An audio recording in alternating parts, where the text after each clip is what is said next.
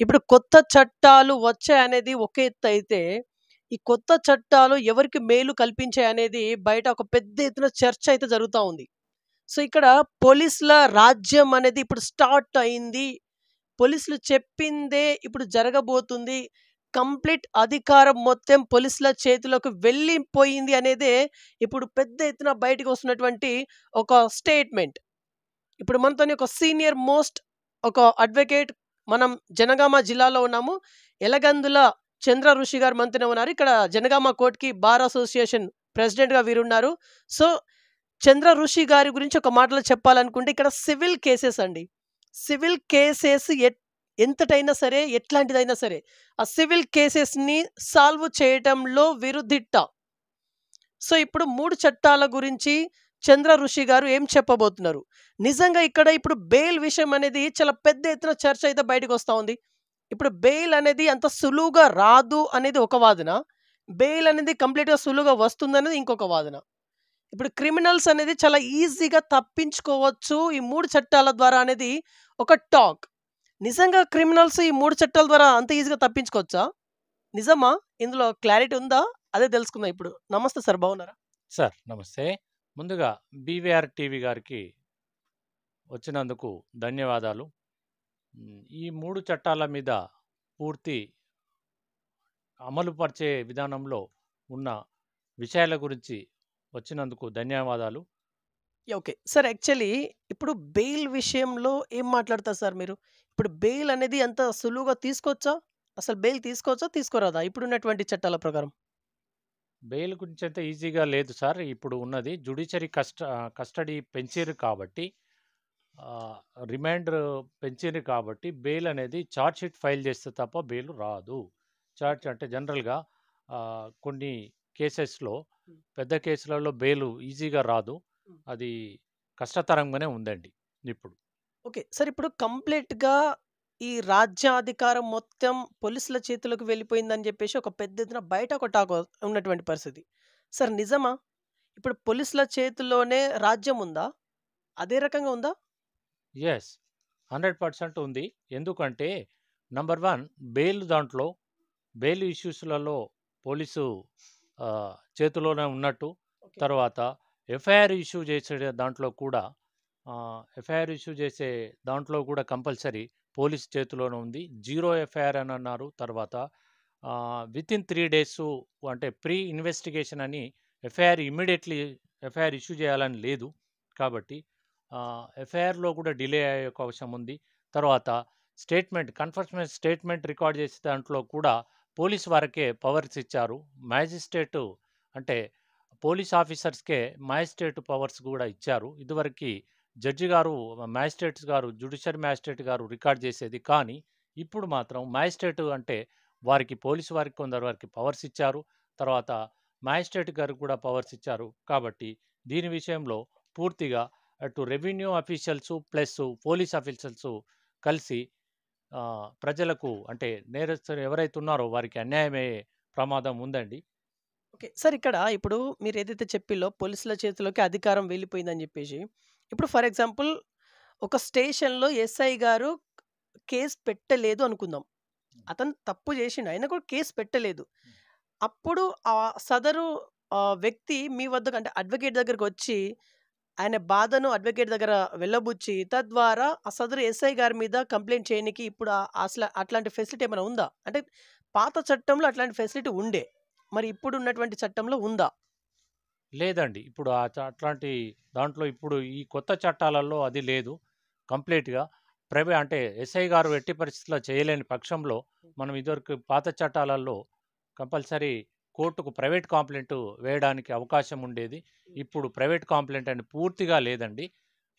Private complaint అంటే judge గారి దగ్గర పిటిషన్ పెట్టుకొని అప్పుడు ప్రైవేట్ కంప్లెయింట్ ఫైల్ చేసి కోర్టులోనే కేసు రిజిస్టర్ చేసే అవకాశం ఉండే. ఇప్పుడు మాత్రం పూర్తిగా అలాంటిది ఏమీ లేదండి.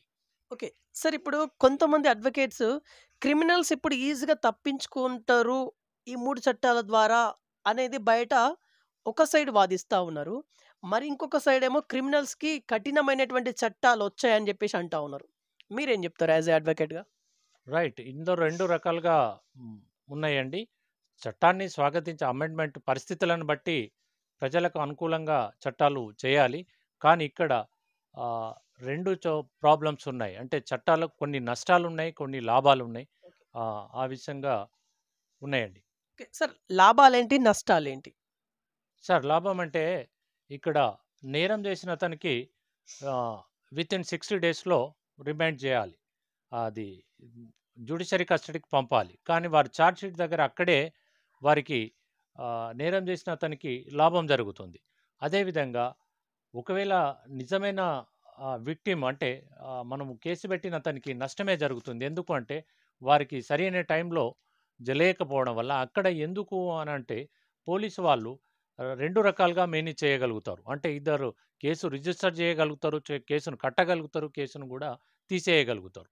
కాబట్టి ఇది 2 రకాలుగా నష్టమేనండి. 2 లాభము, నష్టము ఉంది అండి. ఓకే. సార్ ఇప్పుడు పాత చట్టం బెటరా? కొత్త చట్టం బెటరా? యాస్ ఎ అడ్వకేట్‌గా మీ పర్సనల్ ఒపీనియన్ చెప్పండి సార్ దీనికి. మీకు పాత చట్టమా? కొత్త చట్టమా? ఏది బెటర్ మీకు? అంటే చట్టాలనేది ప్రజలకు అనుకూలంగా ఉన్న చట్టాలు. అంటే ప్రజల సమస్యలు చేసిన చట్టాలు.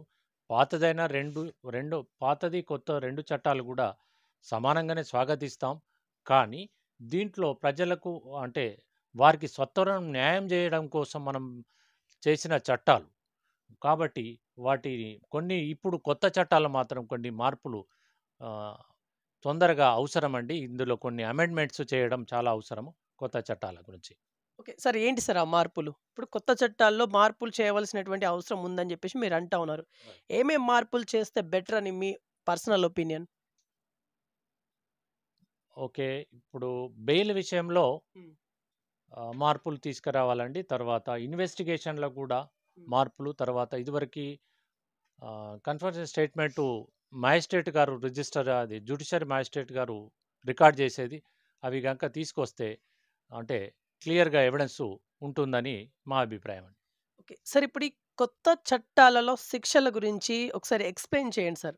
అంటే మామూలు శిక్ష నుంచెల్లి పెద్ద శిక్ష వరకు. అంటే లైఫ్ టైమ్ మామూలుగా ఇగ అలానే నార్మల్ డెత్ అయ్యేంత వరకు పడేటువంటి శిక్షలు కూడా ఇప్పుడు ఉన్నాయని చెప్పేసి విన్నా నేనైతే. అవును. సార్ చిన్న శిక్షల నుంచి పెద్ద శిక్షల వరకు ఒకసారి ఎక్స్‌ప్లెయిన్ చేయండి. ఇప్పుడు ముఖ్యంగా పెద్ద కేసులంటే అంటే మహిళలకి ముఖ్యంగా మహిళలకి చాలా చెప్పుకోదగ్గ ఉన్నాయి. చట్టాన్ని స్వాగతించాలి. ఎందుకంటే ఇప్పుడున్న సొసైటీలో ఆన్‌లైన్‌వి కానీ, మహిళల ఫోటోలు తీసి కానీ, ఏ రకంగా మహిళల్ని ఇబ్బంది పెట్టినా, ఏదన్నా ప్రూవ్ అయిందనుకో, చట్టం దానికి పూర్తిగా చాలా బాగా చేశారు దాంట్లో. మిగతా చిన్న చిన్న సెక్షన్స్ ఉన్నాయి. వాటి మీద పెద్దగా అది అవసరాన్ని బట్టి చట్టం పరిధిలో ఉన్నాయి.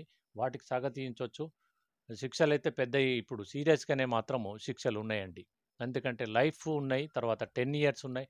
ఇంకొకటి మెయిన్ ఏందంటే మోటార్ వెహికల్‌కి సంబంధించినవి ఆహ్, యాక్సిడెంట్ చేసినప్పుడు ఆయనకి ఇంటెన్షన్ లేకున్నా గూడా యాక్సిడెంటు అయినప్పుడు అట్లాంటి వాళ్ళకి గూడా అన్యాయమయ్యే ప్రమాదం ఉంది. అక్కడ మాత్రమే. మిగతా అన్నిట్లలో దాదాపుగా కరెక్ట్‌గానే ఉన్నట్టుగా నా అభిప్రాయం అండి. ఓకే. సార్ ఇక్కడ చాలామంది అడ్వకేట్స్ నిరసన వ్యక్తం చేస్తా ఉన్నారు. ఈ 3 చట్టాలను సవరణ చెయ్యాలి అని జెప్పేసి. అంటే కొన్ని జిల్లాలలో అది జరుగుతా ఉంది. స్టిల్ నౌ ఇప్పటికి.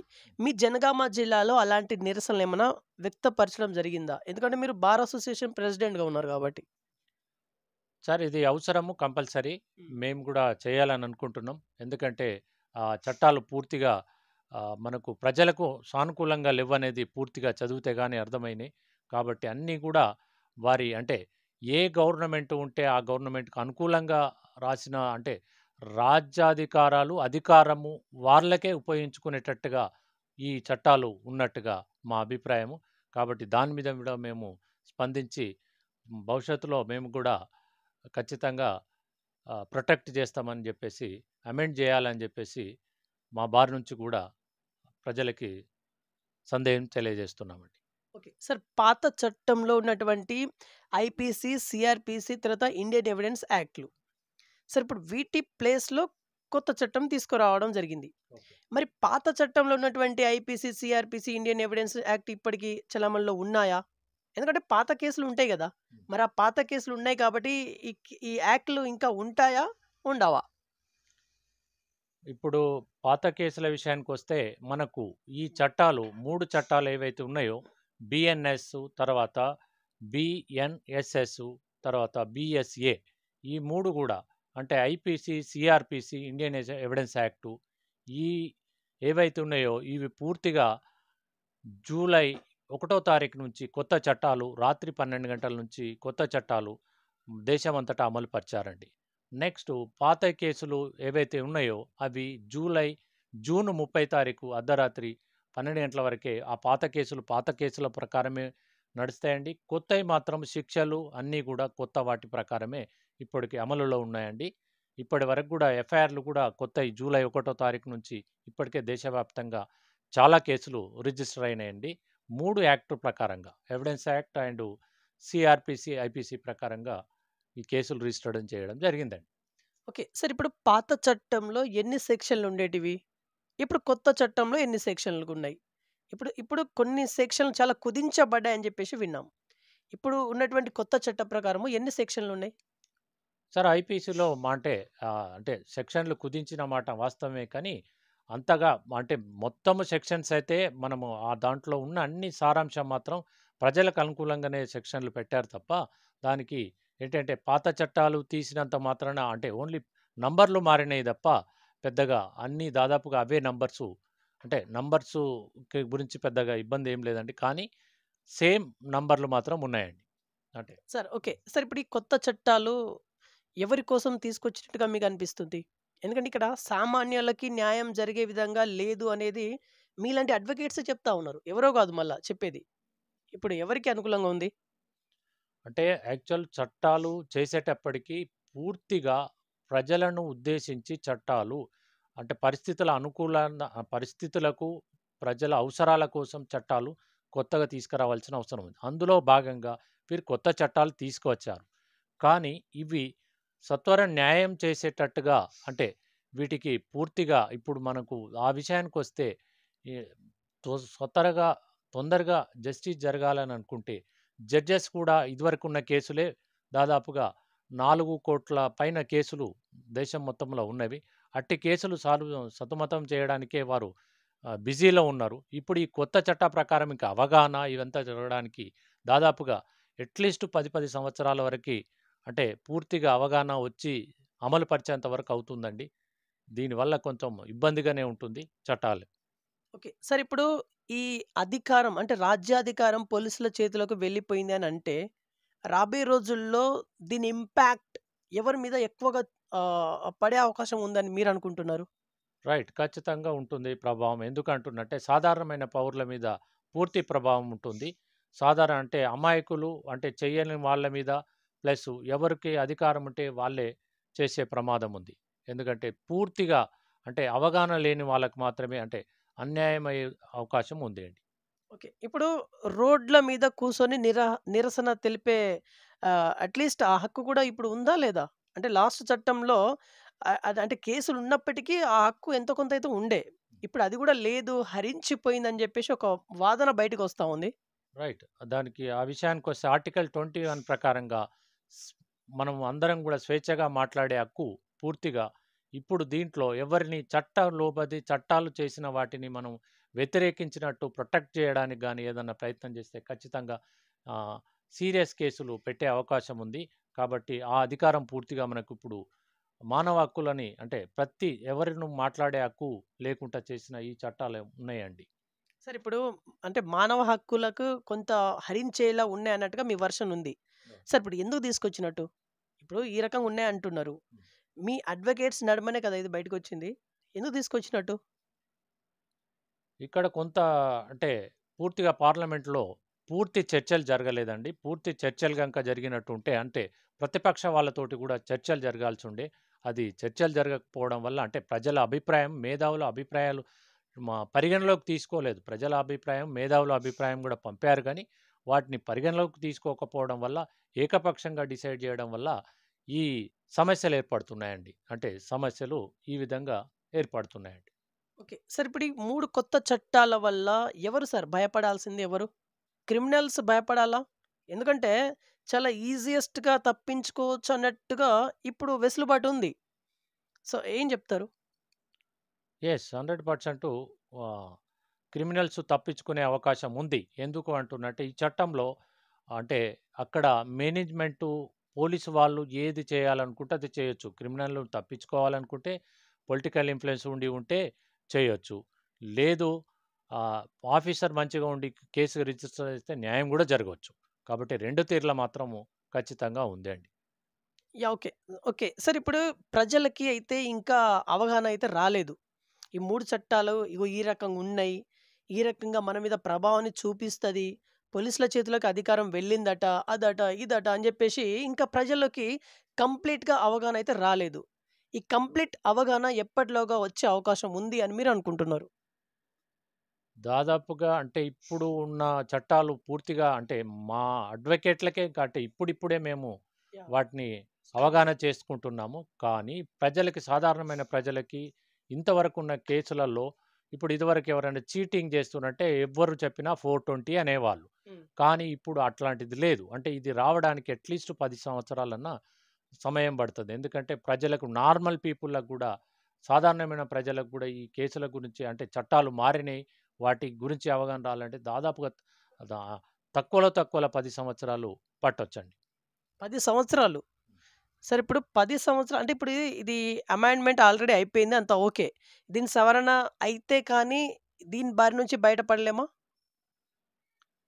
సవరణ అంటే ఇప్పుడు ఇది సవరణ చేయడానికి లేదండి. అది పార్లమెంటు పరిధి.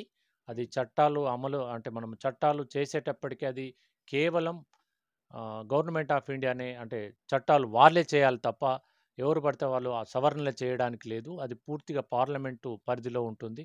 కాబట్టి అక్కడ సవరణ అయితే తప్ప మనం చేయడానికైతే లేదు. ఇప్పుడైతే ప్రస్తుతానికి అమలే జరుగుతుంది తప్ప అది అమెండ్‌మెంట్ కాదు. ఓకే. పార్లమెంట్‌లో బిల్లు పాస్ చేసినప్పుడు మీ అడ్వకేట్స్ అంతా ఏం చేసిల్లు అనే ఒక క్వెషన్ ఉత్పన్నమవుతా ఉంది. హ్మ్. ఇప్పుడు బయటికొచ్చి రిలే నిరాహార దీక్షలనుకుంటా మీరు నిరసనలు వ్యక్తం చేస్తా ఉన్నారు. మరి అప్పుడేం చేసిల్లు అని ఒక క్వెషన్ వస్తా ఉంది. దీనికి మీ మీ దగ్గర ఉండే ఆన్సర్ ఏంటిది?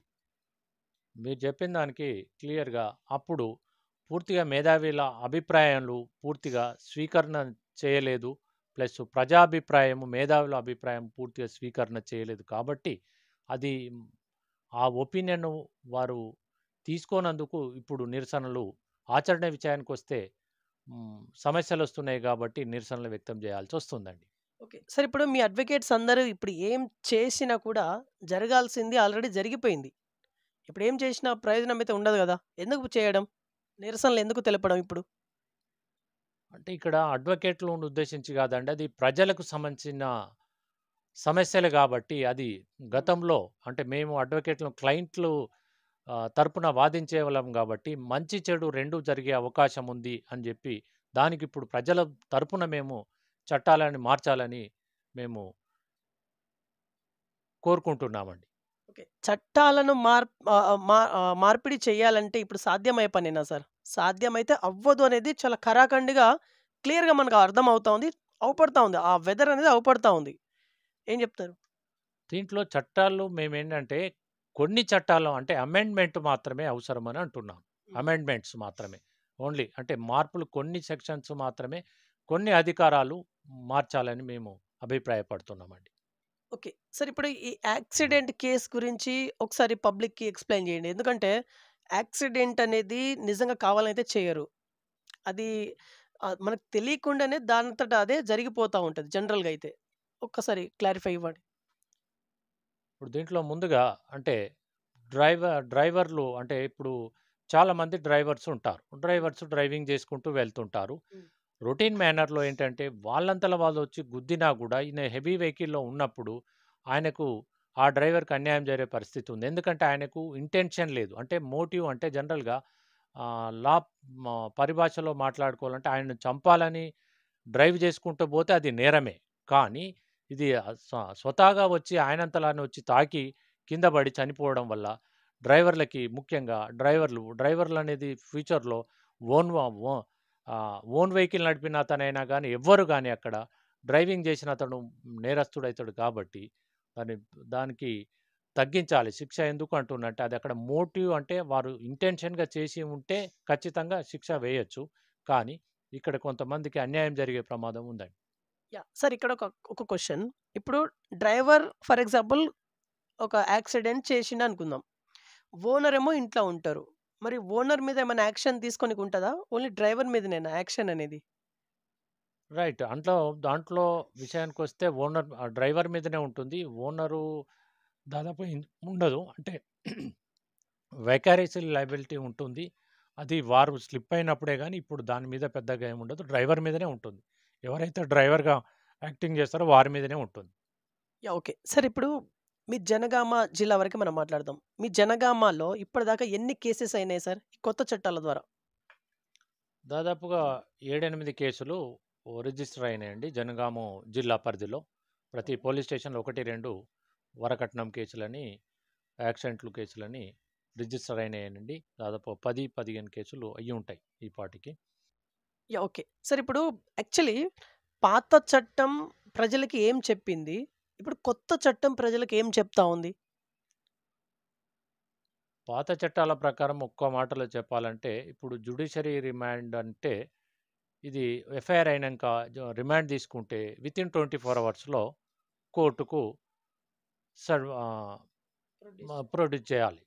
కానీ ఇప్పుడు కొత్త చట్టాలలో అది రిమాండ్ అనేది వారి ఇష్టం. 15 డేస్ నుంచి 60 డేస్ వరకు కూడా, అంటే ఇన్వెస్టిగేషన్ చేస్తున్నామని చెప్పేసి చేయడం వల్ల ఇది కొత్త చట్టంలో చెప్తున్న విషయాలండి. ఇట్లాంటివి చాలా ఉన్నాయి. ఈ కొత్త చట్టాలు పాత 3 చట్టాలు ఉన్నాయి కాబట్టి ఇవి ఇంకా చాలా మార్పులు ఈ విధంగా ఒక్క మాటల్లో చెప్పాలంటే అదొక్కటి మాత్రమే. ఇంకా చాలా ఉన్నాయి చెప్పాల్సినయి. కానీ ఈ 3 చట్టాలకు సంబంధించినవి అవే అండి. ఓకే. సార్ ఇప్పుడు ఇదే కొత్త చట్టాల ప్రకారము పోలీస్ వాళ్ళు ఇన్వెస్టిగేషన్ పేరు మీద తీసుకొస్తే 60 డేస్ వరకు డైలీ ఇప్పుడు ఆ పోలీస్ వ్యక్తి ఆ పర్టిక్యులర్ వ్యక్తిని కొట్టొచ్చా? తిట్టడము, కొట్టడము చేయొచ్చా?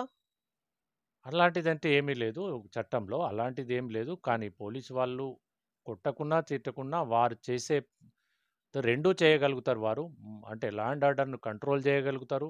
మంచి చేయగలుగుతారు. చెడు చేయగలుగుతారు. అంటే అక్కడ పొలిటికల్ ఇన్‌ఫ్లుయెన్సా, ఏ రకమైన ఇన్‌ఫ్లుయెన్స్ వస్తే ఆ రకంగా చేసే అవకాశం ఉందండి.